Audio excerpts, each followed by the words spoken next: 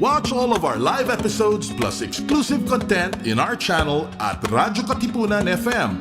Don't forget to click subscribe and hit the bell to get the latest updates. Cut! Good take! Want to hear our take on all your favorite filmy things?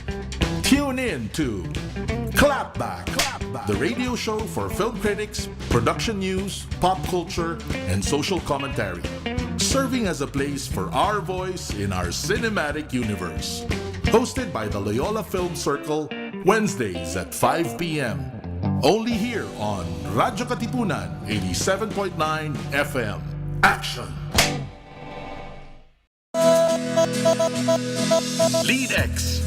X is for the extracurricular life of the Ateneo College students. X is for the X factor that transforms them into leaders, into men and women for others. X is for Lead X. Lead X. Down from the hill. Follow at Radyo Katipunan in our social media accounts on Facebook, Instagram, and on Twitter.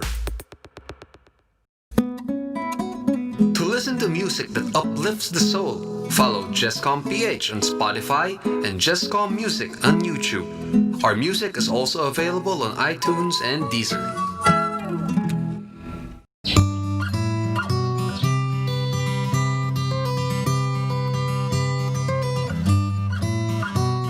Let us understand mental health and explore how we can take care of our emotional, psychological, and social well-being. Welcome to your weekly slice of mental health tips and tidbits with Pat and B, here on Mind Ed. Sa'yo sumisilong kapag ang puso ko'y pagod. This is your stop for all things pop. Catch our all-around pop culture geek, Chola Sediaren, as he throws in some dose of what's poppin' and what's hot in the pop culture scene here on Popcorn.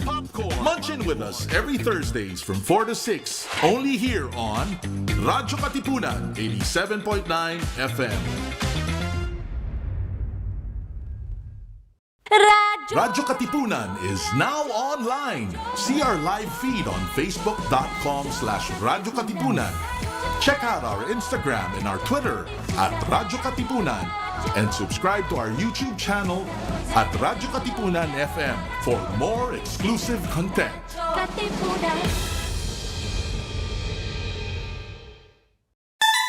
Jesuit Music Ministry, your daily dose of inspiration. Follow JustCom PH on Spotify and JustCom Music on YouTube. We are also on iTunes and Deezer. All caps, mga Atenista, it's time to level up. Your top variety program showcasing the best in media and other fields. As we feature the most loved personalities and the best practices of what we truly refer to as Magis. Together with multi-awarded multimedia guru Mr. Noel Ferrer, let's all level up every Fridays from 3 to 6 p.m. here on Radyo Katipunan 87.9 FM. Radyo, radyo, radyo, radyo, radyo, radyo, radyo, Katipunan. Radyo, Katipunan. Radyo, Katipunan. Radyo, Katipunan. Radyo, Katipunan. Voice of the Blue Eagle, kami di mapipigil sa pagbabalitang tumpak at tama. Buhay Atenista, sa loob sa labas ng eskwela, ating ibibida lahat ng kwela. Radyo, radyo, radyo, Katipunan. Radyo, radyo, radyo, Katipunan. Radyo, Katipunan. Katipunan. Kawal ni Ignacio, Katipunero sugod, todo sa kayon, dunong at tulog. Lipat na Blue Eagle, galing giting nagigil. Blue and white, one big fight.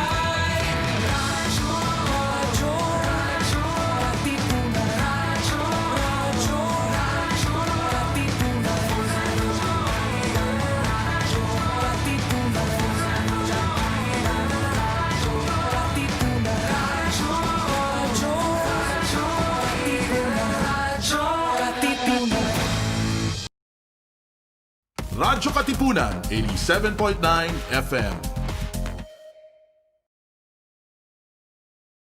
Radyo, radyo, radyo, radyo, radyo, radyo, radyo, Katipunan, radyo, Katipunan, radyo, Katipunan, radyo, radyo, radyo, Katipunan, radyo, Katipunan. The voice of the Blue Eagle, kami di mapipigil sa pagbabalitang tumpak at tama.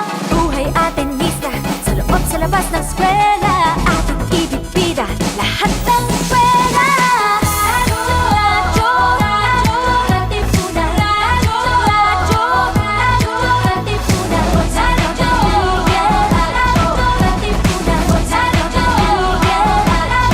Katipunan. Kawal ni Ignacio, Katipunero sugod, todo sa kayod, tulong at tulong. Lipad na Blue Eagle, galing giting at tigil, blue and white, one big fight. Radyo, radyo, radyo, Katipunan, radyo, radyo, radyo, Katipunan, radyo, Katipunan,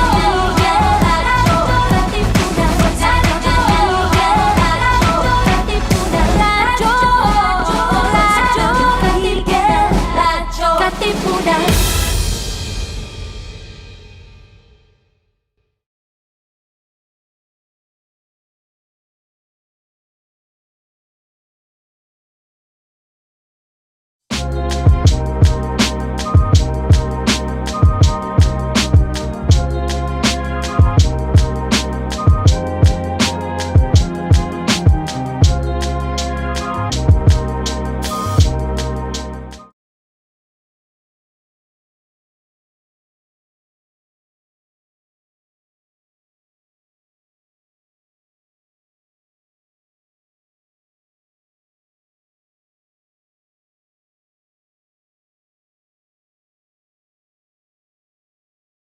I am Cassie Valencia from 1ABIS, and this is... From a 2-week break ng Kuwentuhang MVP, I guess we can say na, yes, we're back again for another episode of Kuwentuhang MVP. I'm Kirby Apolinar from 2BS MIS. Okay. Now, Kirby, it's been a tough and eventful couple of weeks. So we had our spooky season, which was Halloween. We had our break, and we had a typhoon. That was actually pretty scary. So, can you tell me a little bit about your break? Kasi parang from what I heard, you needed it eh. Parang oo nga, no? Well, nung Halloween kasi, I dressed up as a gangster kasi may dalawang Halloween party yung dalawang org ko. So, nag-dress up ako as a gangster kasi baka makuha ko yung she's dating part ko. Ang kalat. Okay. Zero joke lang. How about the break naman? The break one, grabe. Parang feel ko naka-break pa rin ako right now. Kasi, syempre, kaka-start lang ng classes. Tapos, wala pang masyadong module. Parang super laxed pa yung utak ko. Pero, yung typhoon talaga. We're praying for everyone na nasalanta ng typhoon. I hope they're all safe and sheltered. And I hope we can all be resilient, ika nga. How about you, Cassie? How's your week? Well, it has been quite eventful. I don't really like Halloween. I'm sorry. I'm sorry sa lahat ng mga Halloween lovers dyan. Pero I'm really a Christmas girl. Always been like that. But I still dressed up. I was parang psycho prom queen. Kasi totga ko yung ball namin eh. Hindi kami nakapag-ball because of Miss Rona. And then, as for the break, same Kirby, I feel like I'm still on break, to be honest. Kasi I haven't really had sync classes. And the modules just opened. So that's why nagkakalituhan na tayo sa Japanese because I've been writing on my sheets for the past few days. The typhoon, I don't live in Metro Manila, so it kind of hit like hard here. Pero not the rain, it was just the wind. Anyways, enough about that. Kirby, can we talk about the first quarterfinals? Kasi parang ang sakit. Parang wait lang, Go parang ahead, direct. I think we need to break muna direct. Wait lang. I need time. Kasi ganito yung nagyari, no? So, MIS major ako, di ba? So, may coding ako. Alam mo yung, I took a midterm exam for 7 hours straight. Wait lang 7 hours? 7 hours. Kasi ang dami niyang problems, tas ang hirap niya lahat ng 7 hours. Grabe. Parang after na nag-existential crisis na ako eh. How about you, Cassie? Naramdaman namin. Ikaw, Cassie, as a freshman. I'm gonna be honest. I got a pretty lenient set of profs. So I'm very happy about that. I can hear my batchmates going, sana all.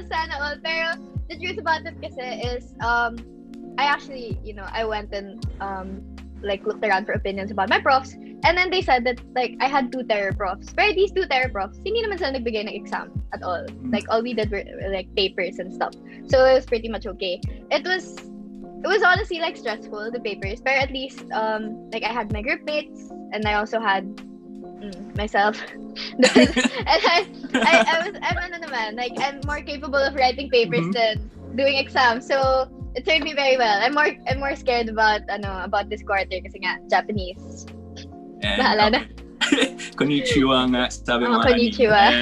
Pero Cassie, since we're throwing it back na, even on Fridays, I think let's throw it back a month before. So, a month ago, yung sector-based cluster ng COA Manila launched High Point Highlights. Alam mo ba yun?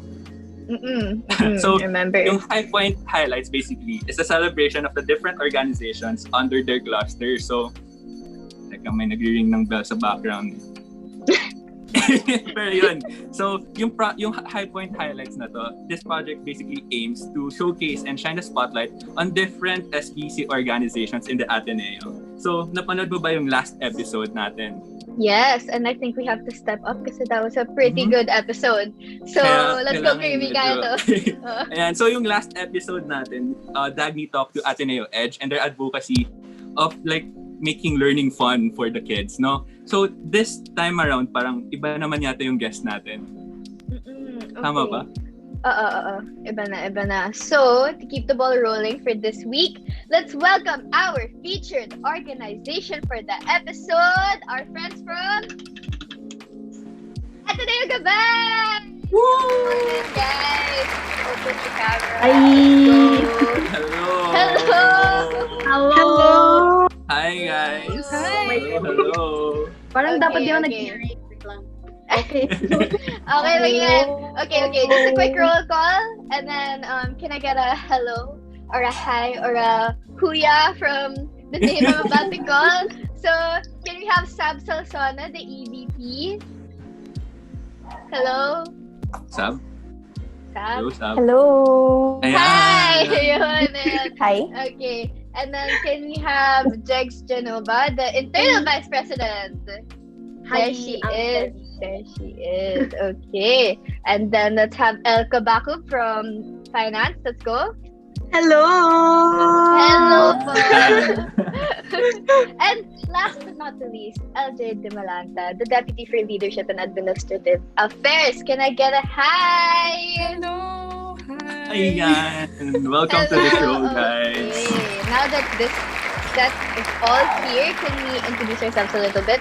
So me and Kirby, we've introduced ourselves. Just follow the format. So name, your program, and then just expound on your position, just so that we can get a little bit more acquainted. Okay, maybe we can start with Sab. Sab. Hello? Can you hear Yan. Okay. Yes. me? Feel ko delayed yung internet ko, but hi. So, I'm Sab from previous Health Sciences, External Vice President Ateneo Gabay. Hi. Hello. Can you expand a little bit on your position, as to what you're responsible for and what you do?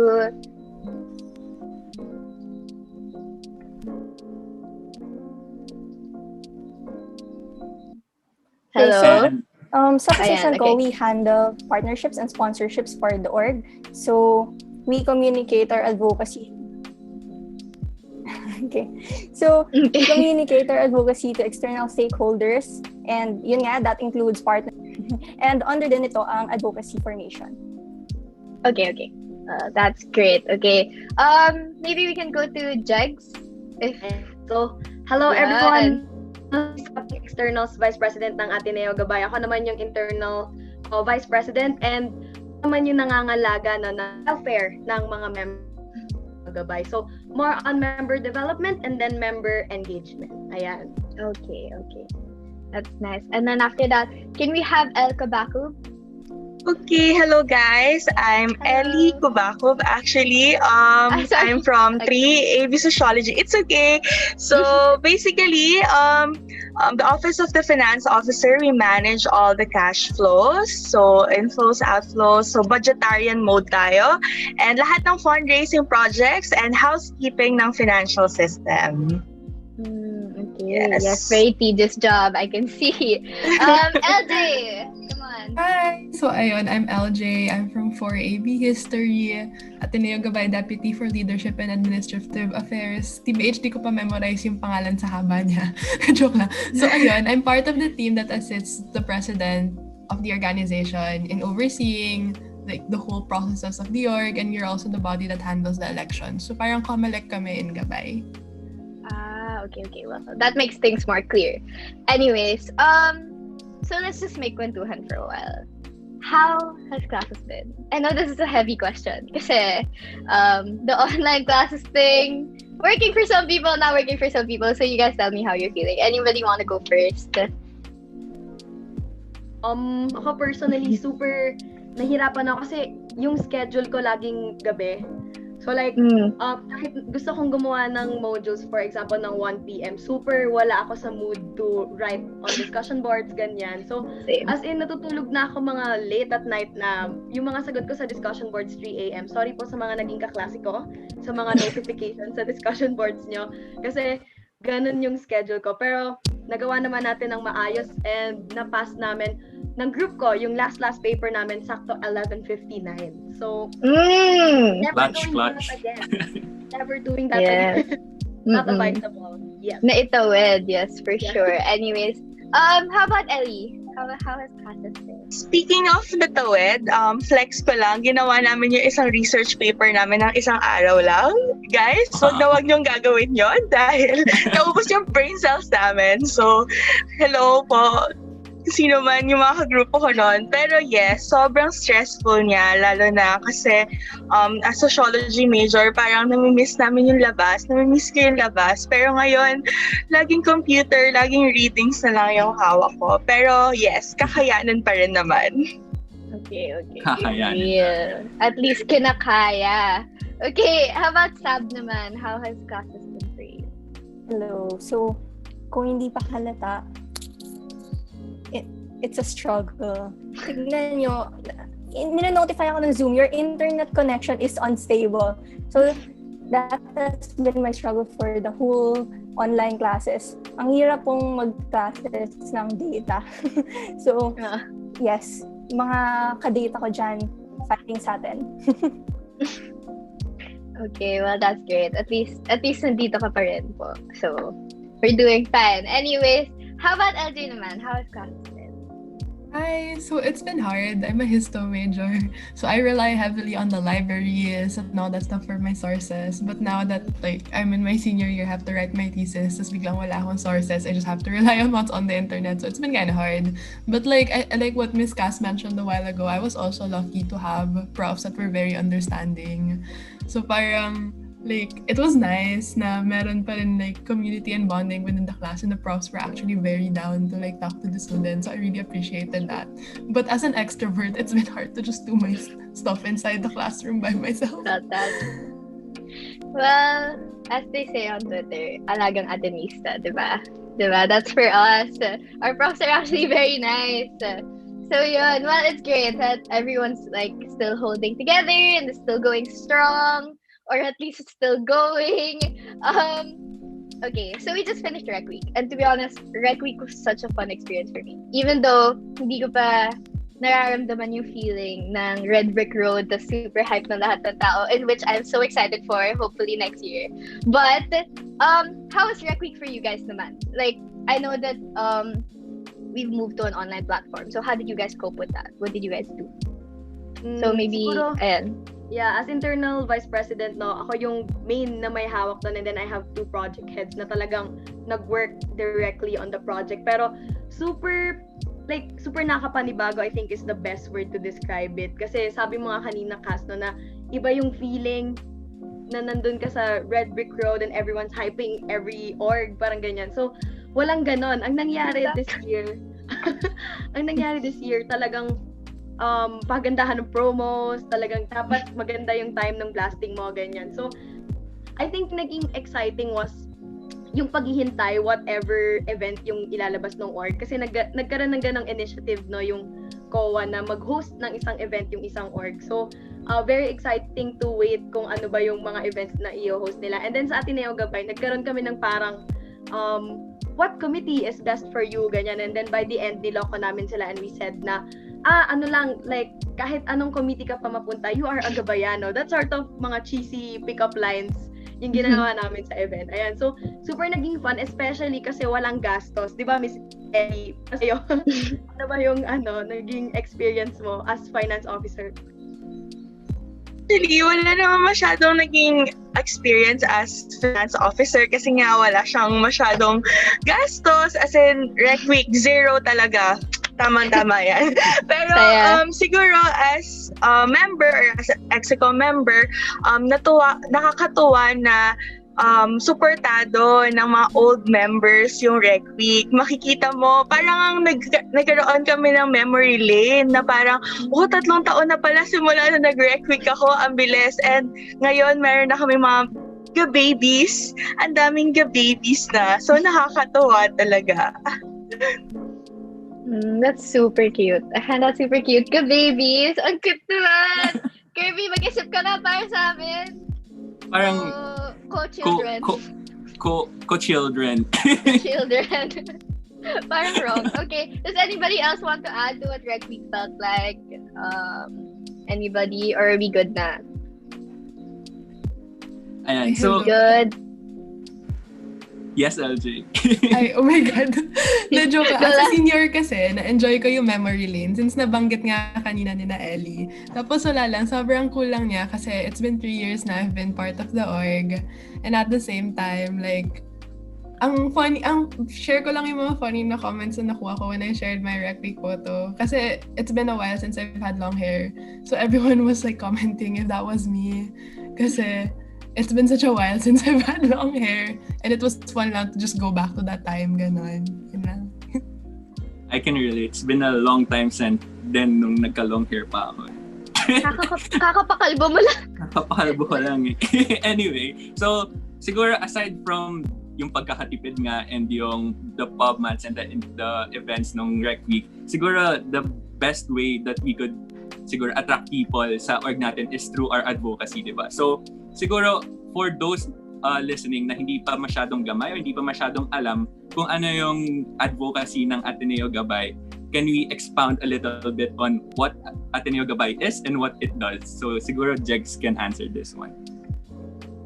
And so, dahil nabanggit ko na nga yung event kanina no, sa Rec Week, doon namin pinakita talaga through videos and mga interactive posts kung ano yung advocacy ng Ateneo Gabay. Basically, we work for quality education for our 2 sectors, Atenean scholars and public elementary school kids. No, as member advocates talagang ang ginagawa namin ay pinopromote namin yung quality education sa mga programs namin such as mga fundraisers na meron yung finance officer na babanggitin namin yan later. And then through yung mga member formation projects din, no, kahit na hangout lang yan, we try our best to have modules na parang merong like, what can you do as member advocate kahit online, ganyan. Pero siguro yung pinaka-favorite ko na project is yung Kulito talaga. As in, favorite ko yun kasi super in the know of what's happening in the Philippines. Kaya feeling ko si Sab yung pwedeng mag-expand on that. Sab, what is Kulito? And bakit kaya favorite ko siya? Why do you think?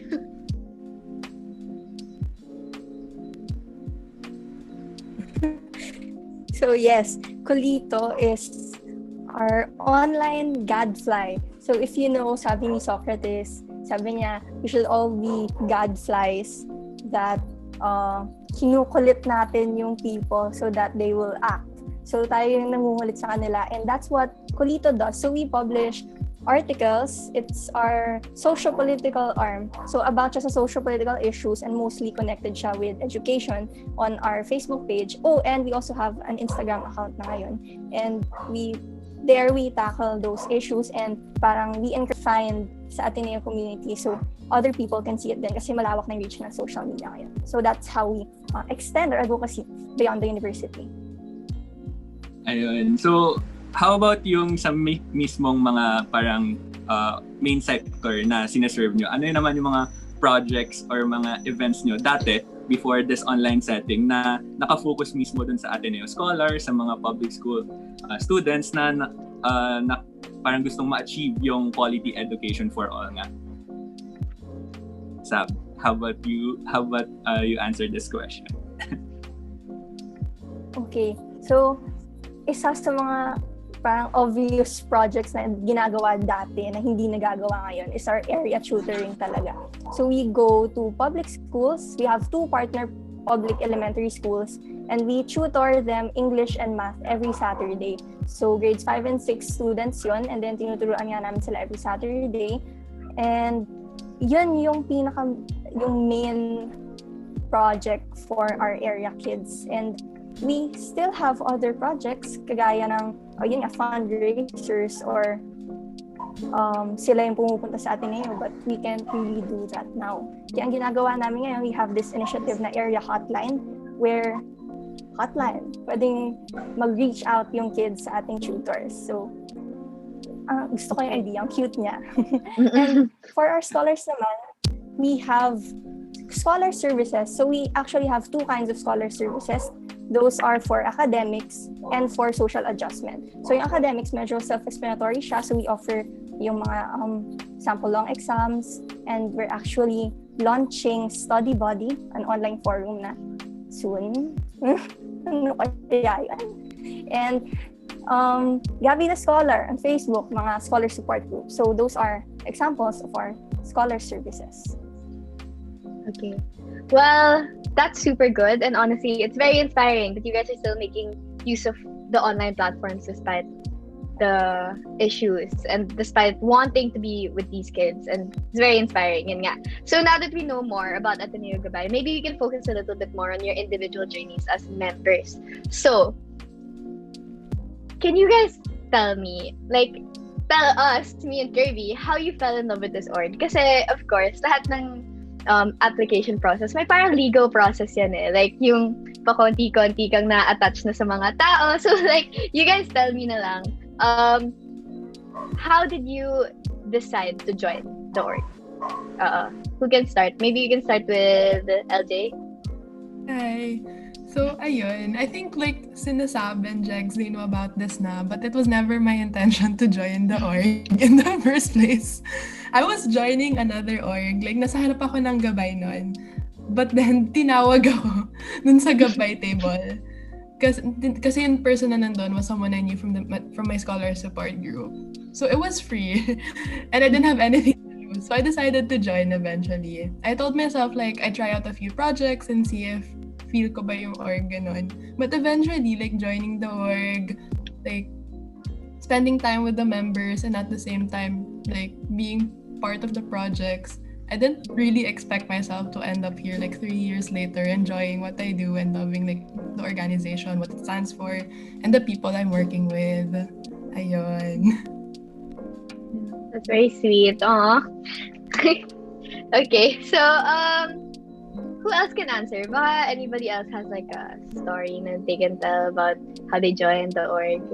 Ayun, as siguro someone na wait lang, kasi 4th year si LJ, right? Tapos 3rd year ako. So, nung 2nd year niya, 1st year ako. Wow, math.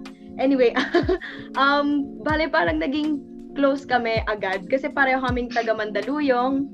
Tapos pareho kaming very extrovert. So like kaming dalawa yung talagang naging close agad. And siguro yung masasabi ko lang talaga yung isa sa mga naging reasons bakit talaga nagsistay ako sa Ateneo Gabay. And until now, no, and I take any position, kahit anong position pa sa Gabay basta need nila, is because of the people talaga. Kung sabi ni LJ yung projects, and feeling ko mag-agree si LJ kasi yung mga projects, yung mga kasama mo doong tao, they have the same advocacy as you.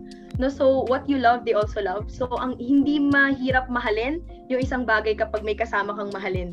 Yung bagay na yon. Ayan. So, very, very happy ako in Ateneo Gabay. Kasi ganon, lahat kami ganon. So, yung isa ko talagang sa site na person na parang naging ka-close ko rin during my journey, I see Noelle. No, kasi meron silang group of people na sumali sila ng gabay na parang 5 sila or 6 ever since high school. Feeling ko kaya ni Noelle i-expound pa yun. Pero yung group nila talaga yung parang yumakap sa aming batch. So sila yung parang nag-unite sa amin. So we are thankful for Noelle. So Noelle, you wanna share? Bakit mo mahal-mahal ang Ateneo Gabay? So, sobrang kinilig naman ako dun, Jeg. So, yes, shout out sa aking mga friends since high school, Paula Arganda, Reyna Bautista, AJL Cesar sa Laconico. Yes, shout out pa. Pero, yes, totoo yan kasi parang package nga raw kaming sumali sa gabay. Actually, parang napilitan na lang naman kasi kami nung una. Joke lang. Pero kasi may mga friends na kaming upperclassmen na nasa gabay. Tapos binudol nila kami na, uy, kailangan required na sumali sa Ateneo Gabay, ganyan. So kami naman fresh, ay sige, go. Magandang org siguro to. Pero tamang budol lang naman pala. Hindi na nagsisisihan na sumali kami ng Ateneo Gabay. Kasi totoo yung sinabi nila LJ at Jegs na, magsistay ka, kasi, sasali ka dahil sa mga people, pero magsistay ka kasi makikita mo yung advocacy na kasama mo yung mga taong yon. Kaya nakakatuwa na parang habang ginagawa mo yung mga bagay na gusto mo para makatulong sa ibang tao, makakabuo ka rin ng mga kaibigan, pamilya sa Ateneo Gabay. I can genuinely feel how much you guys love the org. Sobrang ramdam na ramdam ko yung pagmamahal. Okay, so, well, as a freshman, I'm super excited to feel all of these feelings. And I'm starting to get a glimpse there naman of what it feels like to super enjoy with the people that you work with. So, I also understand that usually when you're new to orgs, there's this like feeling out phase na like you're trying out different orgs, you're seeing kung ano yung magpo-push through ka in terms of application, and you're checking rin like if you vibe with the people, ganon. Was there a particular moment na na-realize nyo, oh my gosh, like Gabay is for me, like this is it, this is the org that I want to spend a lot of my time in and just give my devotion to. So does anybody want to answer that? Si Sab. Okay, so I'll answer that. Kasi super relate ako dun sa feeling out of place. Kasi I entered college without knowing anyone from my high school. Unlike yung others na may, kagaya nila Ellie, whole group nila, parang from high school. Parang hindi ako makarelate kasi wala akong kilala from our high school, kahit isa. So, I joined Gabay. Sabi ko, pwede bang sumali dito? Tapos, shock pa yung nagbabantay ng booth. Siyempre, pwede. Tapos, so, hindi ko alam kung mag-a-attend ba ako ng events kasi wala akong kilala. So, the one, parang before that one event, na na-realize ko na ito yung Gabay, parang sali lang ako kasi, wait, nag-sign up ko dyan, panindigan mo yan, parang fun naman sila. But during this event, meron kaming scholars friendship night. And super cute. Naalala ko talaga yun. As in, lahat kami, hindi pa kami close, but kahit saan ka umupo, parang kahit sino yung biglang nasa tabi mo or nasa harap mo, nag-uusap na lang kayo na parang friends na kayo since forever. So super soft yung people. Oh, that's super sweet. Grabe guys, we're entering soft boy hours, yes, soft girl hours, yes.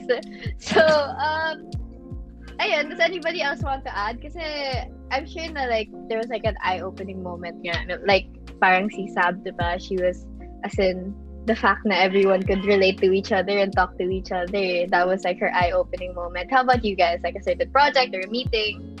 Anybody? Sige, go lang po, Go, Miss go, go. Ellie. Go lang, LJ. Go. Okay. Sige, ayun. For me naman, I think it was also the same with Sab, and at the same time, it was the projects. Kasi I think like the first time I really joined like a project in Gabay in my first year was the mid-year planning, the planning seminar. So parang, it was the first, like, binudol lang din ako doon. So sabi ko, sige, try natin. Tingnan natin kung ma-enjoy natin. Sa 3 days naman to, lang naman wala akong matututunan after 3 days. Tapos I guess in those 3 days, parang hindi ko na-expect na after nun, bigla akong mapapamahal sa Gabay. Kasi in those 3 days, like, you spend the time with the people of the organization and at the same time learning about the advocacy of the organization. Parang for the first time in like my life, kasi it was the first time I joined orgs as well in general. Parang na-realize ko, wow, baka dito may magawa ako, baka dito meron akong matulungan, baka dito meron akong makasama na people to grow with. And feeling ko naman in those 3 years, ever since I've felt that feeling, natutuwa ako na I've met like all these people, sina Jeg, Sab, Ellie, and like feeling ko I grew with them as persons, and up until today, sobrang thankful ko talaga na I've had this experience with them. Yes. How about you, Miss Ellie? You were supposed to say something a while ago as well. Okay. Kasi naalala ko lang din talagang turning moment ko sa Gabay. Kasi alam kong witness sila subjects at LJ dito. Merong scholars night. So scholar nung first year kami. And syempre, medyo bida-bida ang aming barkada and medyo makakapal yung mukha namin. Sumali kami kahit hindi naman kami ganun ka-talented. As in, nag-cover kami ng K-pop songs, ganyan. Live, yes guys. So, medyo nasa dark history namin yon, pero very thankful ako dun sa night na yon kasi sobrang na-feel talaga namin na love, na sobrang welcoming ng Ateneo Gabay. Hindi kami nanalo, as in wala kaming award that night. Kaya hiyang-hiya na kami. Pero feeling lang namin, People's Choice Award kami. Joke lang. Pero nakita talaga namin na very supportive. Kasi sa campus lang din kami nagpa-practice sa tapat ng OAA kasi parang mirror yon. So feeling namin K-pop idols kami doon. Makikita mo may mga dumadaan na gabayano, tapos i-cheer nila kami. So sobrang nakakataba ng puso lang kahit talo kami. Feeling namin nanalo kami sa support talaga ng mga gabayano. Ikaw ba, Jegs? Super agree. Mabilis lang to. Kalaban nila ako doon. As in, sumali din ako sa talent contest na yon. Tapos, kumanta ako. Tapos, super paos din ako. Pero, kahit na paos ako, nakikanta pa yung buong Gabay community. Even the scholar community, no? Kasi hindi lang Gabay yun. Tapos, umuwi ako noon na kahit mag-isa ako, happy ako, with a smile on my face. Kasi alam ko na, parang, meron ako mga friends na I can sing with. And parang, fulfill my advocacy with. Ayun. So, thank you, Noelle, for bringing that back for us. Thank you. Naalala ko na naman. So, it's heartwarming to hear na yung pinaka parang root nyo in staying sa Gabay is yung community talaga. So, pero right now, di ba, with the pandemic and everything has changed. So, from on-site to online, so we have transitioned basically our whole lives to the online setting. Siguro, can you give us an insight on how Ateneo Gabay has transitioned into the online setting and how the organization could still bring this parang community sense ng mga members sa online setting? So, Kirby, thank you rin. Ang ganda ng transition na yon. Yes. Speaking of transition, ang ganda ng transition mo. Siguro, there are a lot of projects na pwede naming sabihin sa inyo, but yung uunahin ko sabihin ay yung feeling ko nagawa na ng halos lahat ng Ateneo orgs ay yung Discord. So, yung parang Gabay Discord namin. So, currently, hindi pa siya ganun ka-active kasi not a lot of people in Gabay knows how to use Discord, no? Pero, merong mga times doon, alam to ni LJ, like 12 a.m., yung mga 12 a.m. squad dyan, na mga nagsasagot ng discussion boards at 12 a.m. ay nasa isang voice channel lang. Like, umaabot ng 4 a.m. yan. So, mga gabayan sa nanonood dito, if you want to join yung voice channel, sali kayo dyan. So, hindi pa siya ganun ka-active, but we're really trying to parang lumipat doon para mas maging casual yung pag-uusap. Kasi parang nagkaroon na ng idea sa Facebook na, pag Facebook message, baka work yan or assignment yan or something. So, sa Discord namin gustong itay yung mga casual talks para mas magkakilala pa kami lahat. Aside from that, siguro, we have update blasts for every member na wala silang stable connection. So, members na walang stable connection or ask at start of the year kung gusto ba nilang mag-subscribe to this update blast. So, ang ginagawa dito is, yung communications team ng Ateneo Gabay, we text them updates. So, for example, last day to sign up for this project or 3 days to sign up for yung OAA kamustahan, mga ganung type of updates for people na hindi masyado nakakapag-online. So, I guess that also helps in building the community, no? Kasi kahit na hindi sila nakakapag-online, nalalaman nila what goes on and pwede pa sila mag-reply sa mga text na yun so we can further help them if they need help, no, as a Gabay member and as a scholar. Ayan, so aside from that, meron din kami mga fundraisers, no, na makakatulong din sa community natin. Miss Noelle, would you like to take the floor? Fundraiser? Yes, actually, medyo sunod-sunod talaga yung mga fundraising projects namin. Kakatapos lang, nagpapasalamat kami sa suporta sa Art for a Cause. As in, nakalikom tayo ng 20,000 pesos para sa ating area kids. And actually, good news din, tomorrow, tuloy na yung Sharia. So, yun yung from March pa na donation drive namin. So, magbibigay ang Ateneo Gabay ng onting tulong sa ating mga area kids. So, relief goods and school supplies na kailangan nila for this year. So, tuloy na talaga siya this weekend. And of course, meron din ongoing yung paper ready. So, merong mga bundles ng notebooks, stickers, and ang magandang ano dito ay sa Shopee siya nabibili. So, malapit ng 11/11, 'di ba? So, ayun lang, ma-avail niyo yung free shipping. And of course, yung sa Christmas, tuloy na yung tradition ng Gabay na caroling. So ito, yung lahat ng ma-raise na funds this year, syempre gusto namin talagang makatulong para sa ating kids. Kasi syempre, apektado talaga sila ng pandemic, yung household nila, and of course, sa scholar community. Kasi syempre, yung comms team na binanggit ni Jex, hindi naman yung load.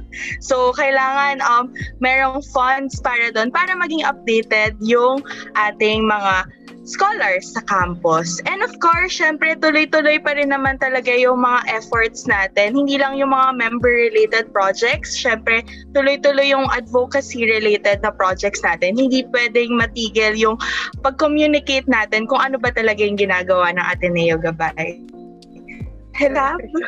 Ayan. Tama. As in, kaya ko rin pinoint out yung fundraisers, no, for Miss Noelle kasi napansin ko na through yung mga promos, yung mga PubMats, tapos meron kaming GC na doon kami nagmo-motivate na each other, share nyo to, ganyan. Tapos sa mga GCs na yon may nabubuo ring mga small groups of people na nagiging close na rin sila. So, yung mga little things na nabubuo dahil online. So, I think very, very important yan sa pagbuo ng community. As internal vice president, talagang natutulak ako kasi hindi ko in-expect na si ganito ay magiging ka-close ni ganito because of a particular project in Gabay. So, we go back sa sinabi nga ni LJ na dahil sa project magsistay ka kasi yung mga tao doon ay mahal na mahal nila yung isa't isa and what they do. Ayan. Ang dami ko na sinabi. Ayun. Okay lang, Jex, don't worry. We appreciate everything you say. Ayan. Pero siguro to end na lang is, how can the non-Gabayanos, the regular students, and the whole Loyola Schools community could help Ateneo Gabay in achieving their advocacy this year? Siguro, so, yan, okay. Sige. In terms of fundraising project, so kumakatok po kami sa inyong GCash account at bank transfers. Joke lang po. Pero isang way para matulungan hindi ang Ateneo Gabay kundi ang ating mga sectors ay through our fundraising projects. Yung fundraising projects kasi ng Ateneo Gabay, hindi siya limited lang sa scholar community or sa Ateneo Gabay lang.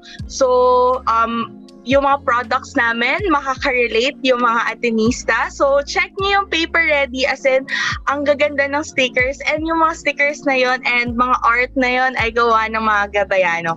So, with parang maliit na bagay, makakatulong kayo dun sa mga ating area kids at scholar community. And of course, hindi naman din ibig sabihin na monetary lang yung pwede nyong mabigay na tulong sa Ateneo Gabay. Kahit pag-share lang ng aming promo sa mga fundraising projects or kahit anong projects ng Ateneo Gabay, sobrang laking bagay na namin yan kasi mas lalong lumalaki yung reach namin. So yes. Ayan. Okay, So noted I yan, hope the noted LS yan. community could hit that share button every time you post. Yes. Tulungan yan, So with that- tulungan. With that, thank you Ateneo Gabay, pero don't go yet. Diyan lang muna kayo sa background ng Zoom. We'll invite you guys over ulit later. Ayan. Thank you guys. Thank you so much. Thank you. Ayan. Thank you po. So, Cassie kanina, napag-usapan natin yung online transition. Mm. So, I think it's time for another transition. Transition. Oo. Okay. Sige.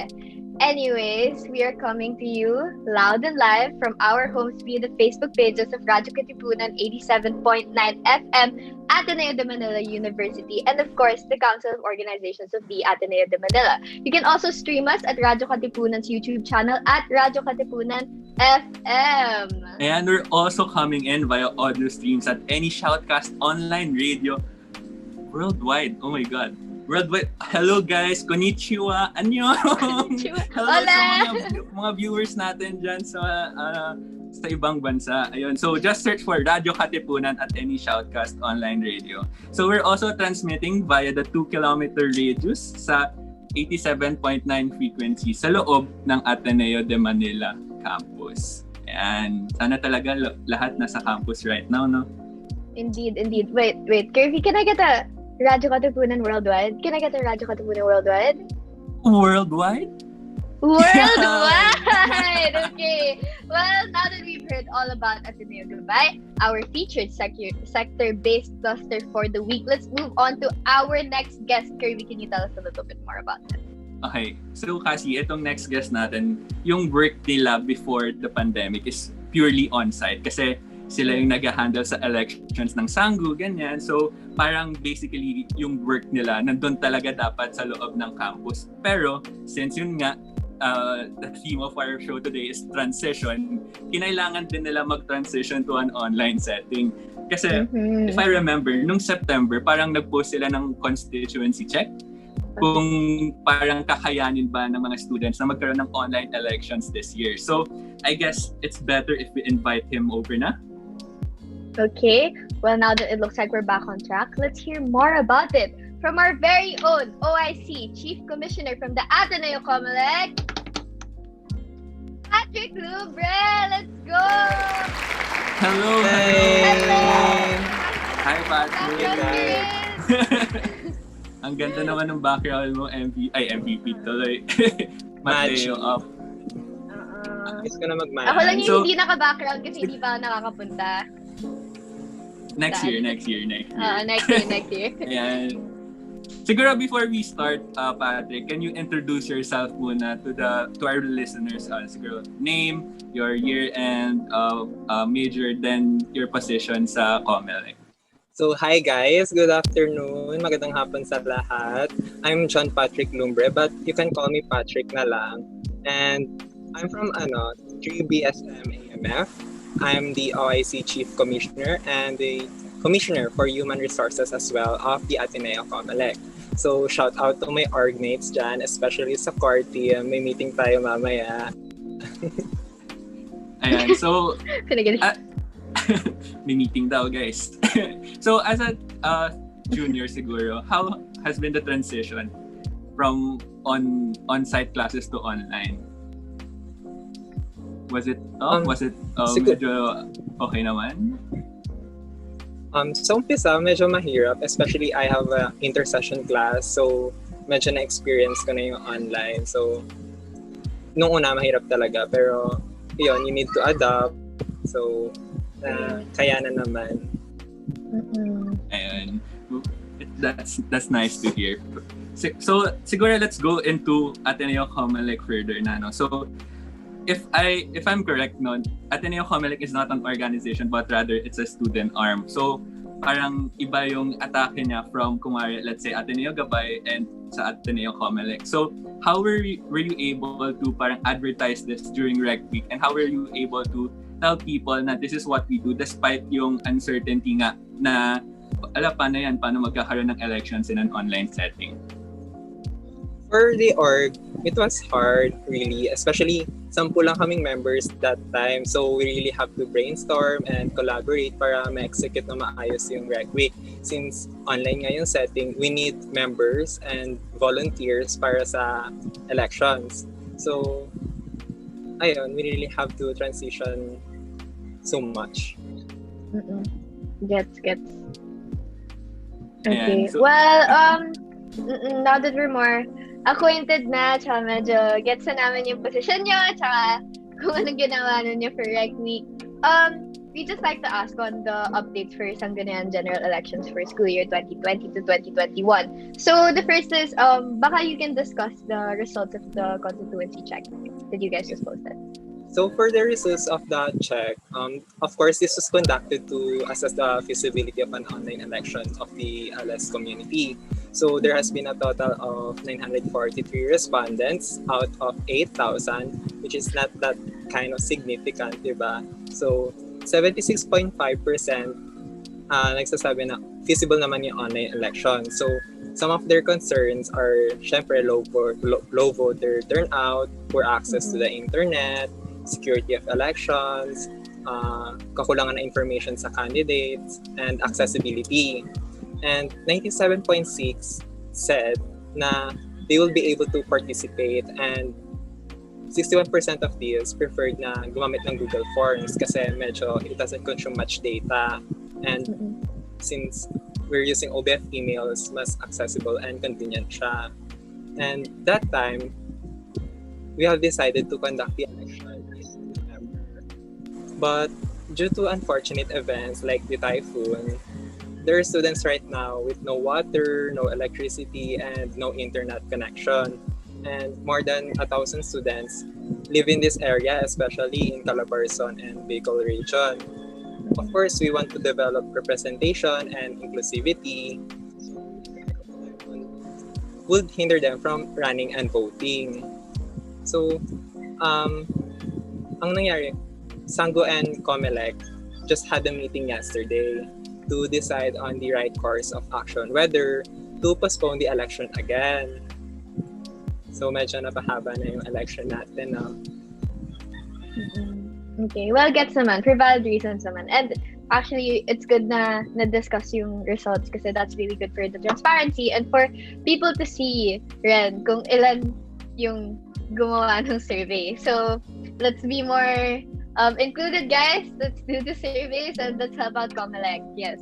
Gets ko yung mahihirapan if not all the students participate in it.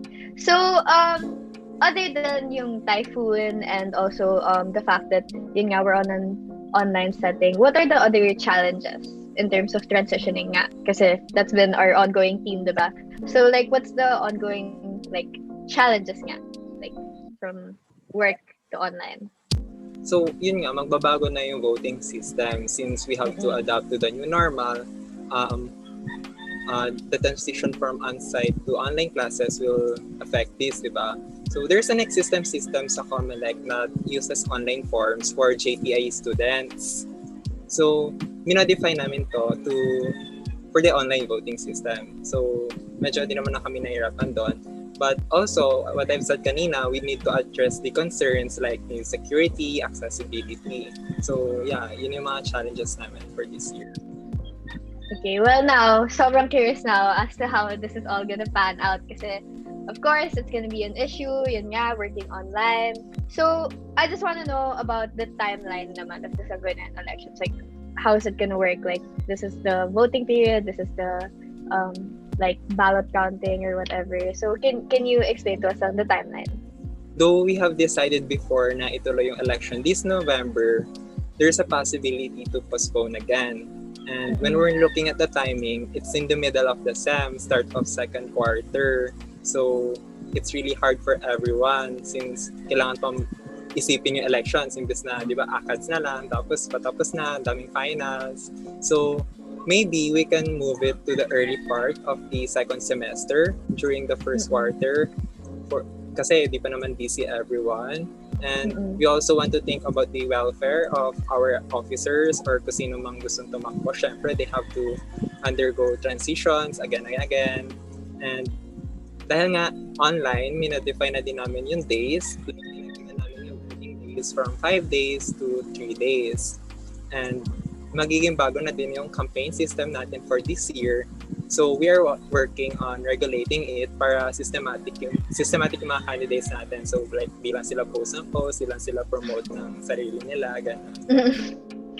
Okay, well, I'm very excited for how this is gonna turn out. And also, I think very timely, we're talking right now, like, that you guys guested in our show because of the elections nga. And as you guys can see, it really does make a difference if you vote, despite your individual point. It really does make a difference. So, ako naman, as a freshman, I'm very excited to see which leaders are gonna come in and which leaders are gonna be able to lead us in the future and how they're gonna innovate our campus and how they're gonna help out the LS community. So I encourage anyone who thinks that they have leadership potential to go run for Sanggu. Yes, it will help a lot. Okay, so now we've heard a lot about the COMELEC. Let's invite back our Gabay guests. And welcome. Come back, guys. Welcome back, guys. Come back. Ayan. Come back. Come back. Ayan. Okay. So, to conclude this episode, we've made a simple game lang naman for you guys. So, ang gagawin lang is, we're gonna say a question, then ang sasabihin niyo lang is the first thing that will come up to your mind. So, wala nang isip-isip kung ano yung tinanong, sagot agad. Okay? So, let's start with Sab. So, yung first question, Sab, is, what is your favorite org project or event? ACP, Alternative Okay. Class Program. How about you, Jegs? Area engagement. Ellie? Chill. Okay. LJ? Neophyte. Patrick?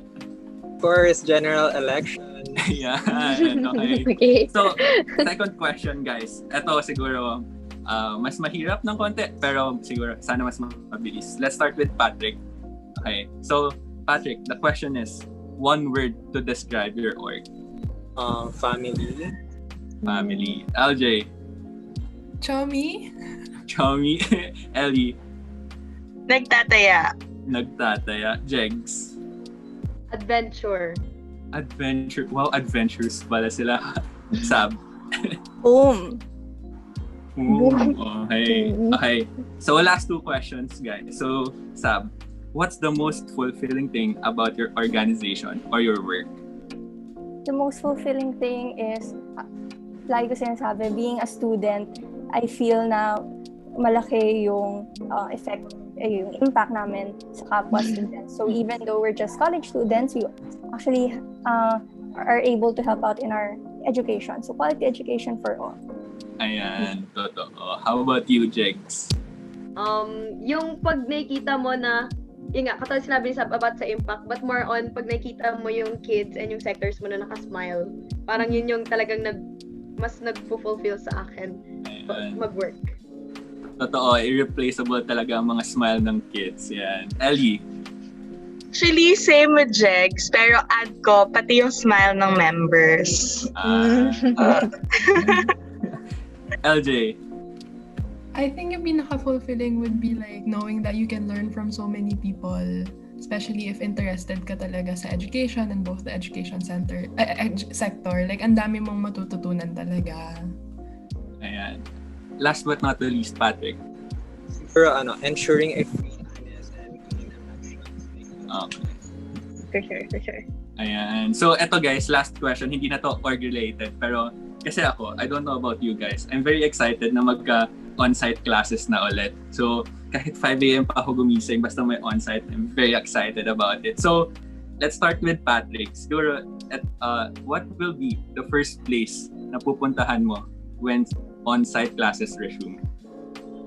I miss the liempo in Gonzaga. Oh, totoo. How about you, LJ? Yung GR, the Gabay room. Ellie. Oh, Ellie? Hello, Ellie? Galawin mo yung baso.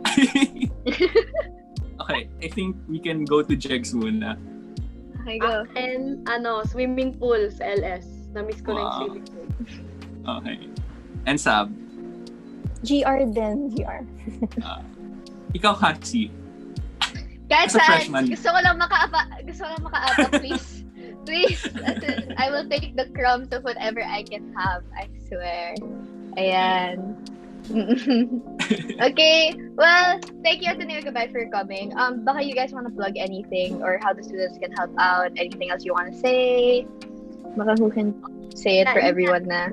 Yeah, wala si Ellie. No, so ako na lang mag-paper red. So, coming soon na siya.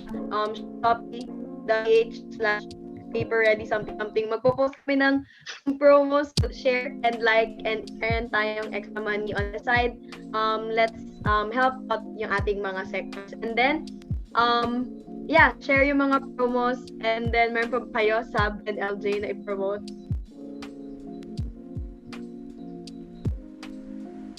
Ayan. You're good. Ayan, how about you, Patrick? Baka kailangan ng COMELEC ng mas maraming respondent, mas maraming volunteers, or yung mga nagbabalak tumakbo dyan? Anything you want to plug for COMELEC? I just want to say for everyone, please exercise your right to vote. We will make sure that we will reach everyone as much as possible by sending you emails and text messages. And if you want to help our student body, you may also run and file your candidacy. Just visit the COMELEC page to be updated and also for the links. Thank you so much. Ayan. Ikaw, Hatsi, baka may shoutouts ka din dyan. Wala naman. Shoutout kay Atenina, Thea, and everyone else. Si Enzo, and everyone in the Kuwentuhang MVP core team. Yes. Ikaw, Kirby. Okay na ako. Nabanggit mo na eh. Si Thea, si Nina, si Enzo. Grabe guys. You're the best. Ayan. So, Okay. we would like to thank our guests ulit for coming. Thank you so much. Nilinawan kami sa mga ginagawa ng Ateneo Gabay and Ateneo COMELEC this sem. Ayan. Thank you guys. And this has Okay, been so, Kuwentuhang MVP. Okay. Joke lang. So, habang umaalis sila kasi, I guess that's it. That's our episode for this day. But don't worry, guys, because we'll be back. Kirby, back again. And again on Friday for another episode. Okay, so this has been Cassie Valencia from 1ABIS. And this has been Kirby Aplinar from 2BSMIS. And this has been Kuwentuhang MVP. Bye, guys! Bye, guys!